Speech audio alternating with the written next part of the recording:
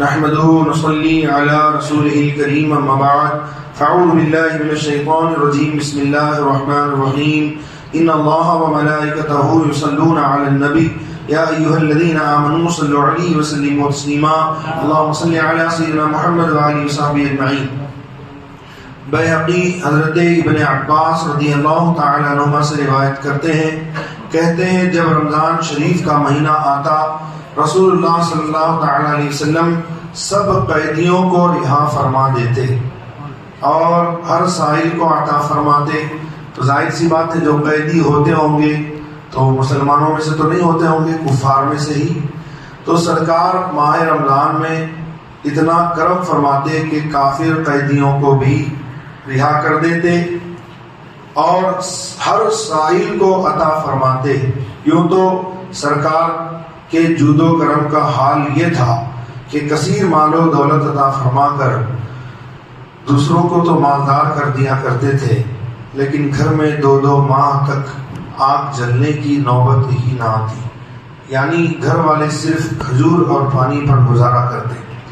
سرکار کے جود و کرم کا حال یہ ہے کہ اعلیٰ حضرت امام احمد رضا فاضل بریلوی علیہ الرحمہ فرماتے ہیں، واہ کیا جود و کرم ہے شہ بطحہ تیرا، نہیں سنتا ہی نہیں مانگنے والا تیرا.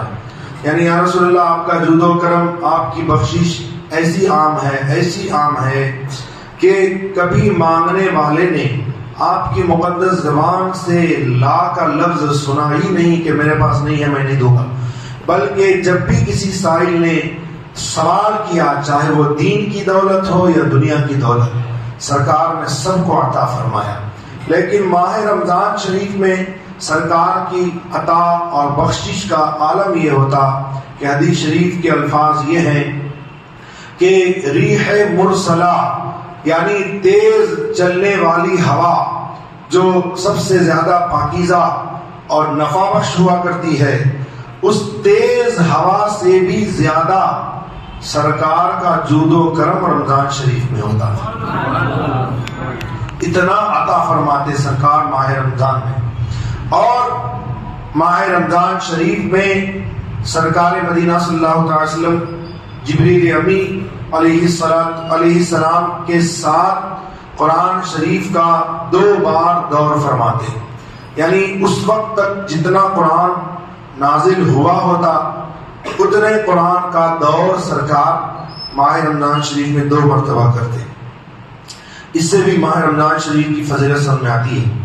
بیہقی شعب الایمان میں سیدنا ابن عمر رضی اللہ عنہما سے راوی کہ نبی کریم صلی اللہ علیہ وسلم نے فرمایا، جنت ابتدائے سال سے یعنی شروع سال سے آئندہ سال تک رمضان شریف کے لیے سنواری جاتی ہے. سبحان اللہ. یہ ایسا مہینہ ہے کہ پورے سال اس کی تقریب کے لیے اہتمام کیا جاتا ہے. آپ ذرا سوچیں، گھر میں اگر شادی ہو تو زیادہ سے زیادہ لوگ 1 روز پہلے ڈیکوریشن کرتے ہیں، 2 روز پہلے کرتے ہیں، زیادہ سے زیادہ 3 روز 4 روز اور زیادہ 8 روز. اس سے پہلے کوئی ڈیکوریشن کرتا ہے؟ نہیں. اور بھی اگر زیادہ ہو تو 1 مہینہ، مگر وہ بھی جب شادی ہوتی ہے تب. مگر ماہ رمضان شریف جب جلوہ گر ہوتا ہے 1 دن 2 دن 3 دن 1 مہینہ 2 مہینہ نہیں، بلکہ شروع سال سے لے کر آخری سال تک جنت سواری جاتی رہتی ہے. سبحان اللہ. تو آپ اندازہ لگائیے کہ ماہ رمضان شریف کی کیسی فضیلت ہے. جب ماہ رمضان کا پہلا دن آتا ہے تو جنت کے پتوں سے عرش کے نیچے ایک ہوا چلتی ہے جو ایک ہوا حور عین پر چلتی ہے. یہ حور عین یعنی اللہ تبارک و تعالی نے جنت میں کچھ ایسی حوریں بنائی ہیں جس کا کوئی جواب نہیں، نہ اس کی کوئی مثال ہے. اور وہ خاص بندوں کے لیے، ایسے تو حور ہر عام مومن کو عطا کی جائے گی کسی کو 70 حوریں بھی عطا فرمائی جائیں گی، مگر کچھ بندے ایسے ہیں جن کے لیے اللہ تعالیٰ نے خاص حوروں کی تخلیق فرمائی۔ ان میں سے روزے دار بندے بھی ہیں کہ جن کی تقریب کے لیے اللہ تعالیٰ نے خاص طور سے بڑی بڑی آنکھوں والی نہایت خوبصورت حوریں پیدا فرمائی۔ تو جب جنت کے پتوں سے عرش کے نیچے حور عین پر ہوا چلتی ہے تو اب ذرا سوچئے کہ عرش کے نیچے سے اور وہ بھی جنت کے پتوں سے ہو کر جو گزرتی ہوگی وہ ہوا کیسی ہوگی؟ نہایت خوشگوار، ٹھنڈی اور خوشبودار اور نہایت ہی آرام دہ پر لطف ہوا ہوگی۔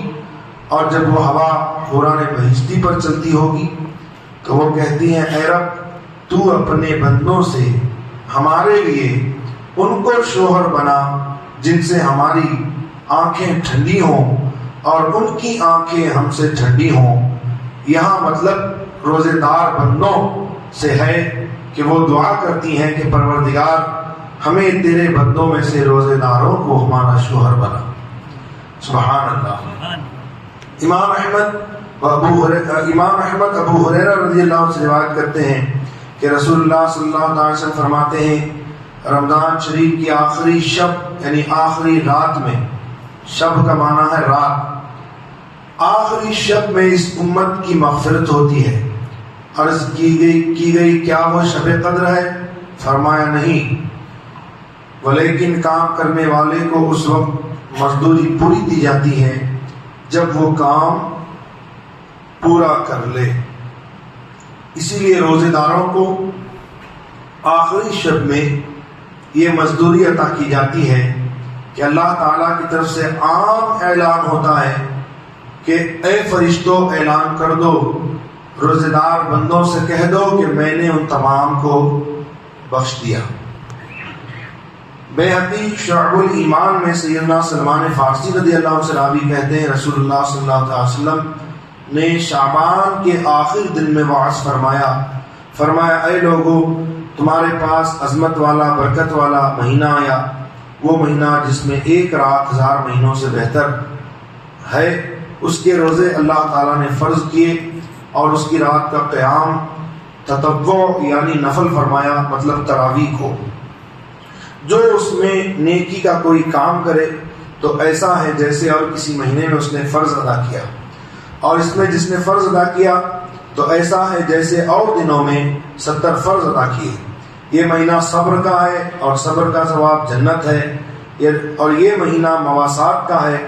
مواسات کا مطلب ہے غمخواری اور بھلائی، یعنی ایک مومن دوسرے مومن کی غمخواری کرے اور اس کی بھلائی چاہے۔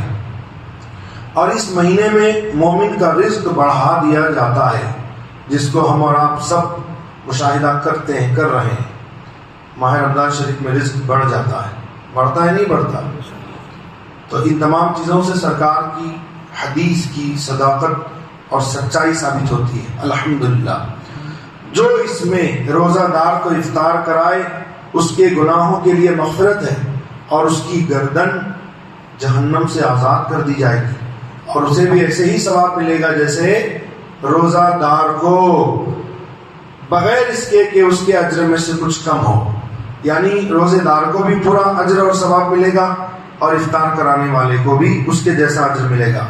ہم نے عرض کی یا رسول اللہ صلی اللہ علیہ وسلم ہمیں سے کوئی نہیں پاتا کوئی چیز جس سے روزہ دار کو ہم کھلا سکیں، افطار کرا سکیں۔ اللہ اکبر، ایسی غربت! مگر صحابہ کی چاہت ہے کہ ہم روزے دار کو کھلائیں، مگر کھلانے کے لیے کچھ رہتا نہیں۔ آج لوگوں کے پاس سب کچھ ہے مگر لوگ کھلانے کو تیار نہیں روزے داروں کو۔ صحابہ نے عرض کیا رسول اللہ ہمیں سے کوئی استطاعت نہیں پاتا کہ کچھ کھلا سکے۔ حضور پاک صلی اللہ علیہ وسلم نے فرمایا اللہ تعالیٰ یہ ثواب اس کو بھی دے گا جو روزے دار کو ایک گھونٹ پانی سے روزہ افطار کرائے گا، یا ایک کھجور اس کو دے کر اس کا روزہ کھلائے گا۔ اور جس نے روزے دار کو پیٹ بھر کھانا کھلایا تو فرماتے ہیں اس کو اللہ تعالیٰ میرے حوض سے ایسا پانی پلائے گا کہ کبھی پیاسا نہ ہوگا، یہاں تک کہ جنت میں داخل ہو جائے۔ اور فرماتے ہیں یہ مہینہ وہ ہے کہ جس کا پہلا رحمت ہے اور اس کا اوسط یعنی بیچ والا عشرہ مغفرت اور اس کا آخری عشرہ جہنم سے آزادی ہے۔ جو اپنے غلام پر اس مہینے میں تخفیف کرے یعنی کام